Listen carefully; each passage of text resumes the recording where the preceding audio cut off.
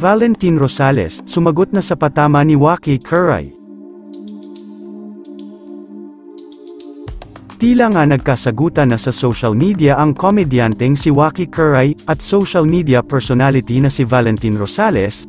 Nagsimula ito nang okrayin ni Valentin ang ating pambato na si Michelle D, matapos ang Miss Universe 2023 preliminary competition noong November 16, para raw kasi sa kanya, walang dating o wow factor si Michelle sa kompetisyon kumpara sa mga nagdaang representative ng Pilipinas.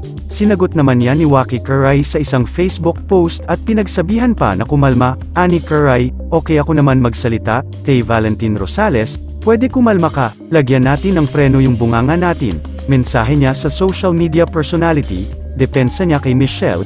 Unang-una, maganda ang ginawa ni MMD, Palido, malinis, ang lakas ng dating. Di kaya naiinggit ka lang kasi di ka makapag-swimsuit kasi lalabas itlog mo, say pa niya. Aniya pa, eto opinion ko lang din ha. Saka ka na mag-comment kung nakasali ka na sa beauty contest.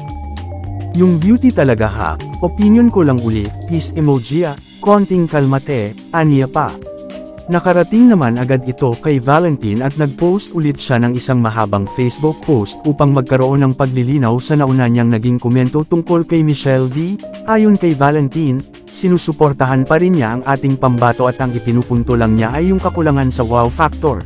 Waki, wala naman ako sinabing pangit si MMD, or sinabing pangit ang performance niya. I said that she lacked wow factor. She's beautiful pero hindi stunning or jaw-dropping ang ganda niya. Kumbaga simple ang beauty niya, generic, very common.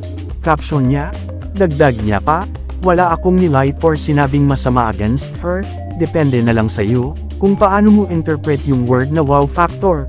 Pinost ko yung opinion ko sa Facebook wall ko, dahil yun ang opinion ko, kaya lawakan mo ang isip mo at wag mo idiin or i-force ang opinion mo sa akin, kasi iba't iba ang opinion ng bawat individual, paliwanag pa niya. Patuloy niya, there's no wrong or right opinion, as all opinions are valid, since we are all entitled to our own opinion, just because my opinion is different from yours, doesn't give the license to enforce your opinion to mine.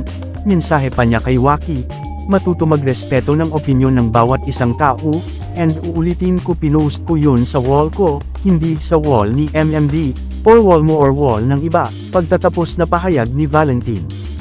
At dahil tungkol sa Miss Universe naman ang pinag-uusapan ng dalawa, huwag kalimutan na mangyayari ang grand coronation ng nasabing kompetisyon sa November 19, halos 90 na mga kandidata mula sa iba't ibang bansa ang nakatakdang kakalabanin ni Michelle D.